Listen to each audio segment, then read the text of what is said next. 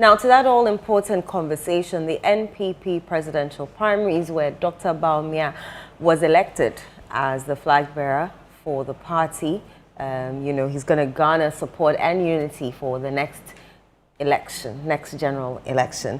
Joining us via Zoom to have this important conversation on their strategy and their win is Dennis Miracles Aboagye, aide to Dr. Bawumia.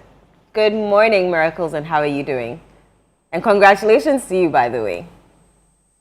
Hi, good morning, and thank you. Thank you. You look very tired. Talk to us about how yesterday went for you personally as spokesperson for the winning candidate.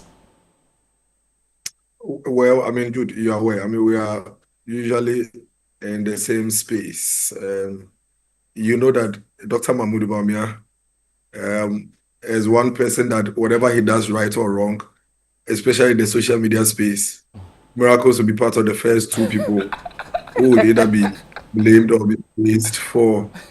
And so surely, if he's going into a contest, I have a huge responsibility to ensure that, first of all, I pray to my God, and secondly, I apply myself as much as I can to support the team, so that it goes well for him, especially considering our recent experience with 2024 elections.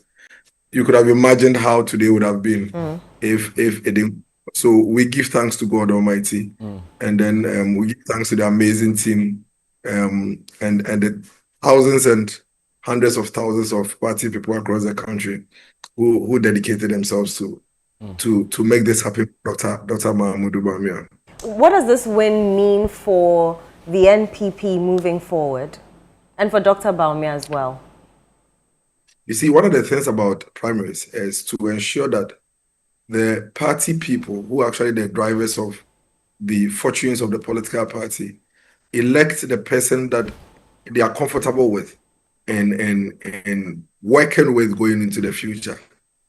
And so it's very significant, extremely significant, that we have a leader that cuts across the country. If you look at yesterday's results, the significant departure from 2023 primaries is that in places where Dr. Mahamudu Bawumia even lost in 2023, you see him winning. In some regions, he basically won all the constituencies, Western North, almost all the 17 constituencies out of 17. It wasn't like that in 2023.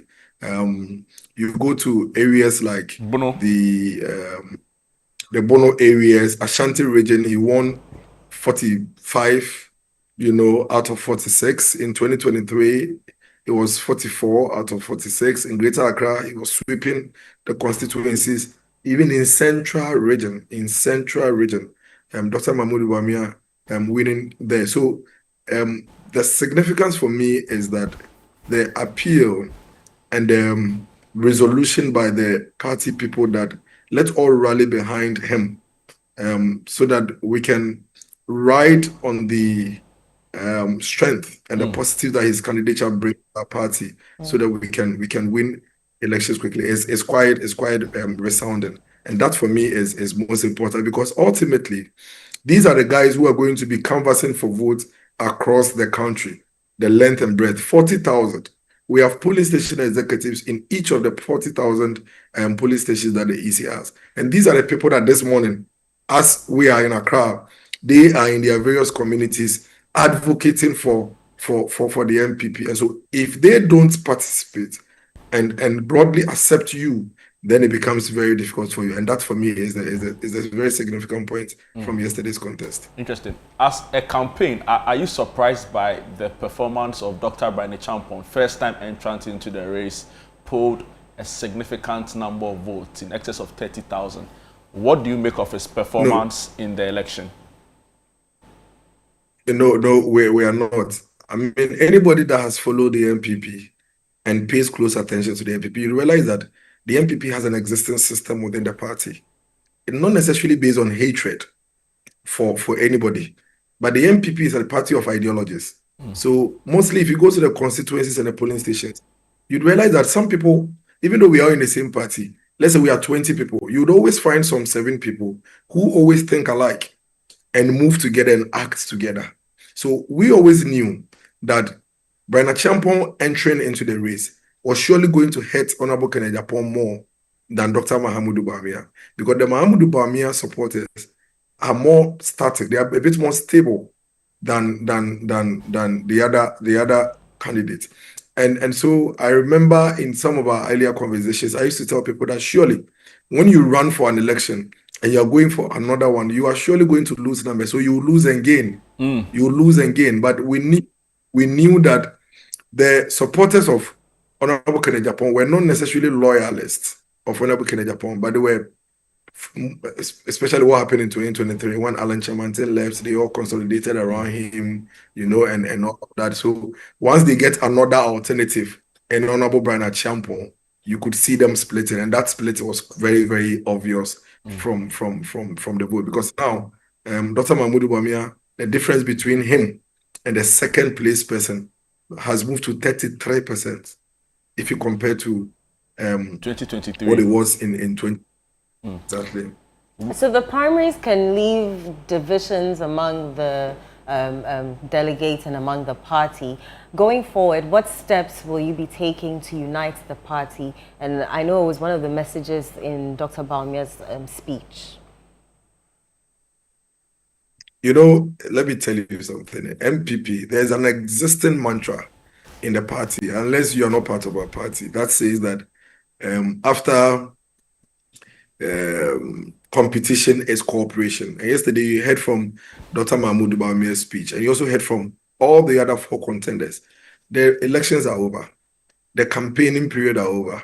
We no longer have competitions. We no longer have factions. Of course, it is barely 8 hours or so after the elections. People need time to adjust. There are some who will still be going to their campaign offices tomorrow to try and reorganize it. But give yourself a month. All the campaign offices will be shut down. One MPP, it will be one political party focused on executing a formidable campaign against the National Democratic Congress. Trust the MPP to come together. The MPP is a party of ideas. And sometimes you may see us compete fiercely, but once the competition is over, the understanding is that democracy wins, and democracy says that this is where the majority of the people are. And so everybody would rally around the leader, and they will move on going into the future. So there are no factions. We are going to do whatever we have to do to make sure that the few outliers that may come up would all be brought on board. Let's give ourselves some 1 to 3 months. You would not even notice that, barely a few months ago, we were throwing jabs at each other. You will not notice. This unity you talk about, does it include some party stalwarts who have been agreed by some decisions by the party, right? And I'm referring to the likes of Professor Frimpong Boateng, the likes of Dr. Arthur Kennedy. Do you foresee a move to bring them into the fold of the party? Let me be very blunt with you, and I must put this on record, and you would have noticed that the MPP is a political organization made up of membership and made up of rules. One of the things that the MPP rules abhors is anti-party tenets, anti-party activities, anti-party attitude. That is against the rule. When you are part of an organization, you are mandated to ensure that the organization is always highlighted in positive lights. Now, if you continue at all times to put the organization in very bad light, you forfeit your membership of the organization. And the MPP, as has been put out since yesterday, is going to be ruthless in the application of that rule. The Ghanaian people are looking up to us to provide very credible opposition to the government. And we don't have time to babysit. There is absolutely no time to babysit. Every party member between now and the next few days is mandated by the constitution of the party to come around the candidate and follow the rules of the candidate of the party. Right. If you refuse to do that and you continuously throw the party in bad light in public, you are going to forfeit your membership. And so you are aware that the party has already taken action towards some of the utterances that Professor Frimpong Boateng made. As for Dr. Kennedy, he hasn't participated in any MPP activity in the past 12, 15 years. He only moves around with the name member of the party. But I'm sure there's a new order, there's a new leadership, and you can trust Dr. Mahamudu Bawumia to crack the whip where it's needed. Interesting. And pat people on the shoulder it's needed to make sure that we have a united, formidable party going into the future. But nobody is going to be allowed to continuously throw our party in very bad light. Deliberately, that will not be allowed. Interesting. Miracles, let me just still stick with you on the unity points, because you get the sense that it was the main crux of Dr. Bawumia's acceptance speech yesterday. Moving on from some of these party styles, we also know that in this just ended campaign, some really vile things were said. I remember even speaking to you, and you mentioned to me that the former vice president was not happy during the peace pact because of how he had been turned into, quote, a punching bag. What is the reconciliation process going to look like? Are we to expect other candidates to come, or is the former president vice president, I beg your pardon, going to extend an olive branch, really? What should we expect in terms of reconciliation? All have been done yesterday. We have serious work to do. Right. All have been done yesterday. Every reconciliation was done. Oh, technology has failed us. But I'm sure we'll work the lines to try and get... There are so many more questions. That ends from there. They came to the declaration. They all gave their statements and speeches at the declaration. Right. And that's it. That's it. The reconciliation has been done. There's nothing more to belabor. We're not going to belabor a unity conversation. The unity conversation is ended. It has been done. It has been done emphatically yesterday.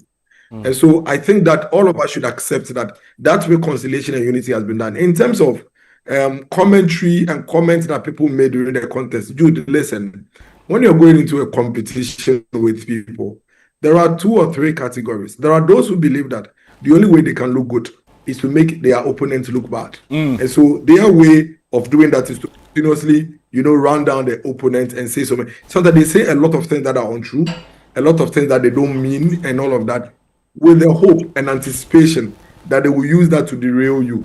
But you don't take it to heart. Right. And Dr. Mahamudu Bawumia, as you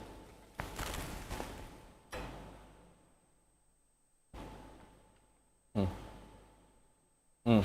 So, Miracles, we lost him briefly. I'm sure he'll join back again so we can finish the conversation. Ending on the point that they have Dr. a lot of work Bawumia to do. Doesn't take these attacks on him rather personal. I don't know what your thoughts are on this, Eno. I mean, well, yesterday, unity resonated mostly amongst all the candidates in their speeches. I think we have Dennis back. I can hear him. Hello, Miracles. Yes, we lost you briefly, but it seems you're back on the line. So you can... End your point, yeah. Yeah, finish up your point you're making.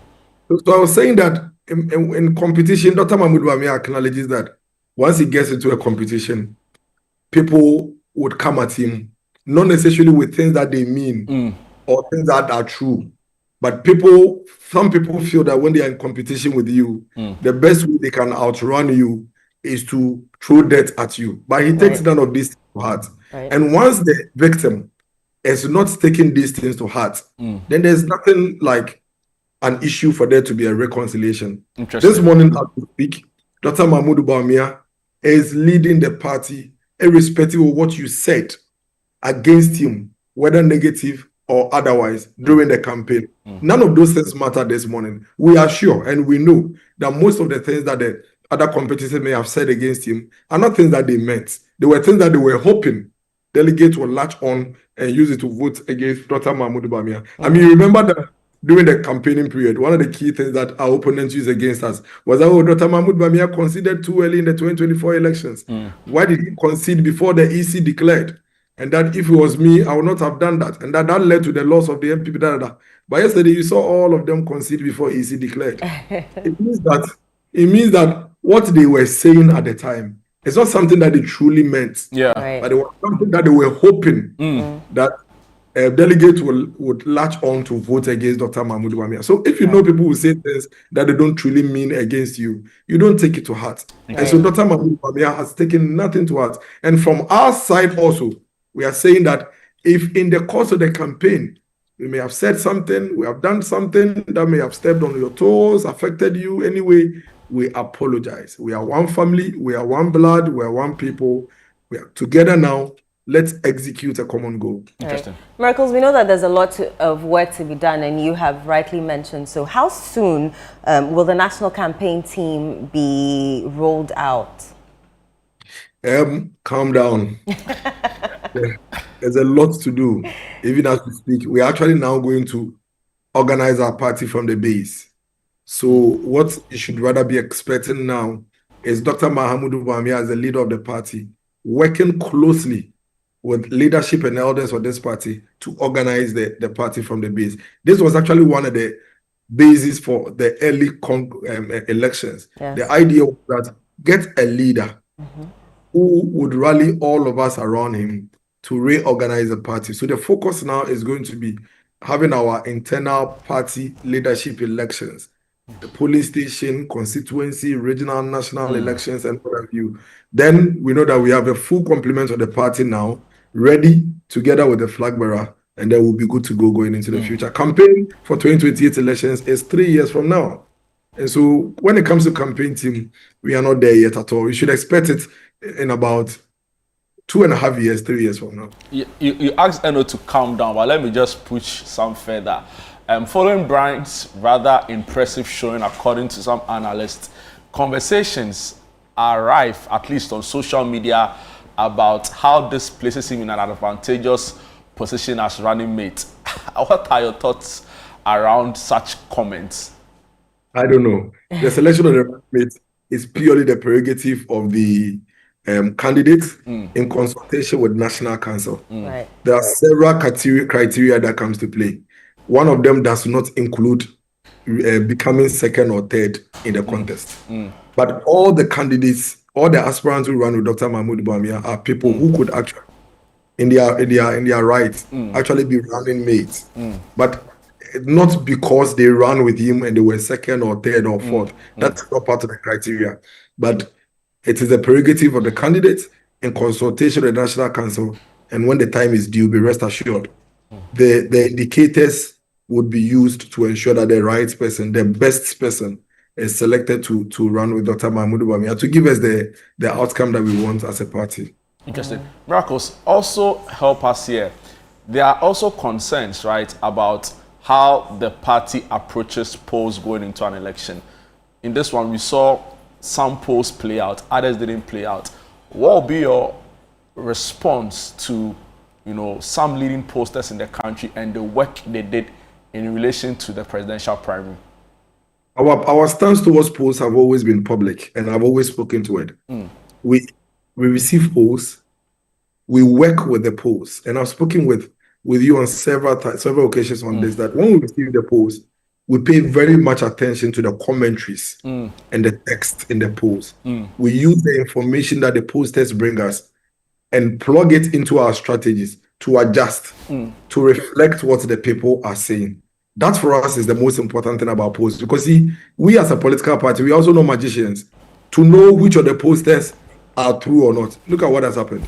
We received, in fact, a day before the elections, I had received 14 polls in my 14. Wow. Yes, from 14 different posters, including international organizations who also run polls, don't necessarily publish, but share with all the candidates. All of them, we worked with all of them. All of them. It's not only the ones you see being discussed in public that are polls that we receive. 14. I'm sure in these elections, you were talking to just about 3 or 4 posters, but we received 14. And all of these 14 polls, we have a team that analyzes these polls, go through the details, pick the salient issues in there, and then we look at where we believe strongly we are not doing so right based on the feedback, and we use it to improve our strategies. Because we will not be able to know which of these 14 polls will actually turn out right if we are going to pay attention to just the numbers. Yeah, interesting. The numbers. We will not be able to do that. So it is the information therein that is important to us. And trust us, we take polls very, very, very seriously.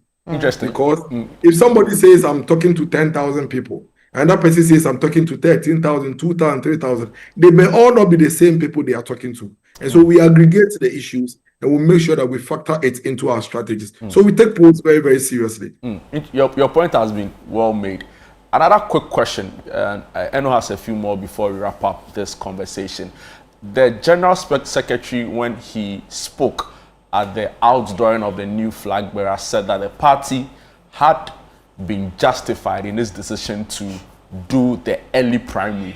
Will you say, indeed, there's been some justification for it, considering the rather smooth and relatively transparent process some analysts say the election was conducted? And how does this affect the whole process of now building up from the base in terms of polling station executive elections, regional constituencies elections?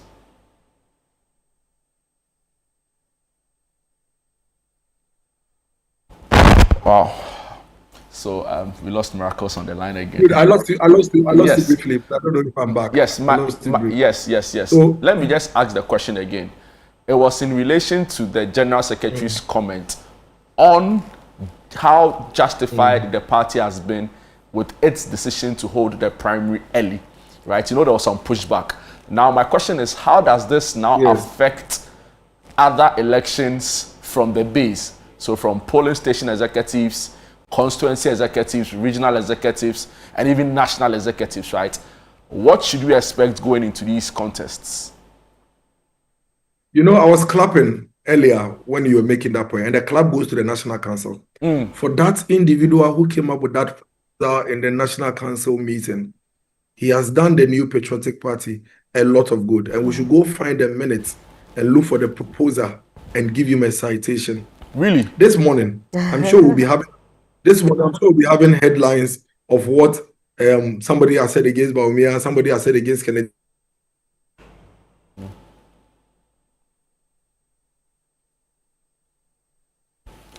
I need him to make this point very seriously, right? But his point is that we need to applaud whoever came up with that decision. And I asked the question. To run up. Yeah, Miracle, go on. A few technical challenges there. My God. I know, Miracle.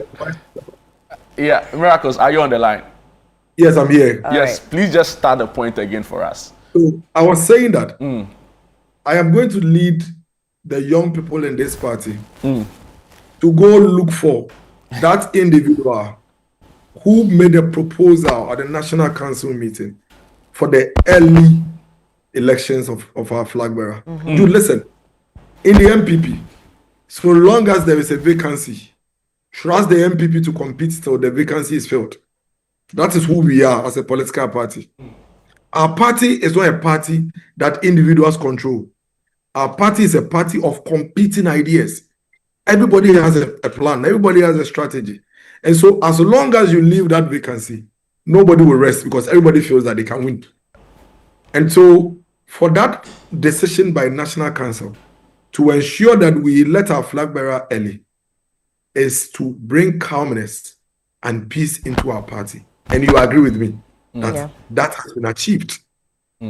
Interesting. And with that achieved, all we have to do now is to now go back and take our time and organize the party. See, if you go and organize the polling station executives at a time when the flag bearership was vacant, there will be fights and battles at the police station by the flag bearer hopefuls who believe that they can win flag bearership. They'll go and medal there. They'll go and medal in the constituency elections. They'll go and medal in the regional elections. And they will medal in the national elections. Now it's settled. You know that no matter what you do, there's no contest for you to go around. It will give the party a lot of peace to take our time and organize our party without unnecessary meddling by people who believe that they could hold a certain position if those elections are held in their favor. Miracles, there were several prophecies and spiritual declarations during the campaign period. Do you think these prophecies and declarations help or mar the situation? I am a Jesus-believing Christian. I believe in miracles. I still believe that the miracles that we read in the Bible do still happen. And I still strongly believe that God still speaks to his people through prophets. I'm a believer. I have no doubt about that. But I also believe in the Bible that tells me that there are false prophets and there are true prophets. And the Bible says that we should always pray for discernment to be able to decipher between the false prophets and the true prophets. That is why I do not speak against any prophet, because I wasn't there when God was speaking to them. When prophets speak, I listen, but I also pray to God. And I always knew that some of the prophets were right and some were wrong. But Bible does not tell me. My Bible does not tell me to call out men of God, because sometimes God even decides to punish his own people for some misconduct. That does not necessarily mean that those people are not men of God. There are several examples in the Bible where God punished his own children. And so there may be a prophet who really, truly sees and hears from God. But maybe in this particular instance, he may have offended God and God said, I would embarrass you. I would prove to you that I am your God so that you listen to me more. That doesn't mean that maybe he didn't even hear anything, but maybe he heard the false voices. But others also heard the true voice. There are prophets who predicted, right, that Dr. Mahamudu Bawumia would win. And Dr. Mahamudu Bawumia has won. Like I said, I wasn't there, but I believe in prophecies and I believe in miracles. My advocacy and my admonishment to our men of God is that, please, if you know God has not spoken to you, and even that, Jude, apart from that, if God doesn't tell you to go and announce, rush into announcing. Right. When God gives you the prophecy, he asks instructions. If you read the Bible, anytime God reveals something to any of the prophets, sometimes he will say, go and tell them that. There are days also that these prophets would also pray to God, and God will simply reveal to them what the issues are without necessarily giving them instructions to go and tell. But if you're a prophet and God speaks to you, and now after saying what God has told you, you even begin to do more of the physical work than miracles, then there's a problem. Hey, that's an interesting theological, discussion, right? Yes. I didn't know you're a lay pastor. But thank you I'll come to your church and come and preach for you to see. No problem. We'll be waiting for you. Miracles, thank you so much for your time. But always a pleasure. Before we go, what should we expect? What's the next line of action, right, for Dr. Bawumia? Is anything lined up? Is he meeting party people? Is he going on a thank you tour? Should you expect anything now in the short term after his rather decisive win? We have a very long 3 years. And so Dr. Mahamudu Bawumia's program is going to be a very calm, deliberate, small group, targeted approach. Yesterday he mentioned it in his speech. And so there's no haste, there's no rush. For now, let's give him a little time. We'll reprogram ourselves and we'll share with you what the next line of actions are. Reverend Miracles, Dennis Aboagye. Thank you. No, Thank you. You're in the spirit. You're in the spirit. Thank you. We'll kind of pay tight, don't worry. Thank you so much for speaking to us. Thank you. All right, so you heard there Dennis Miracles Aboagye, spokesperson for Dr. Mahamudu Bawumia, who is the 2028 MPP flag bearer. Did anything spike your interest in the conversation? Oh, a lot. Them looking for whoever, they should thank for preaching the decision to hold the flag bearership elections early, as well as his thoughts on prophecies. It was very profound. What do you make of the running mate conversation? You think it's too early? Well, it's never too early. I'm sure people have already started lobbying for that position, and so we wait anticipatedly with bated breath to see who the MPP will choose. Because he kept saying 3 years for it. I think it's just tomorrow. I know. So, yeah.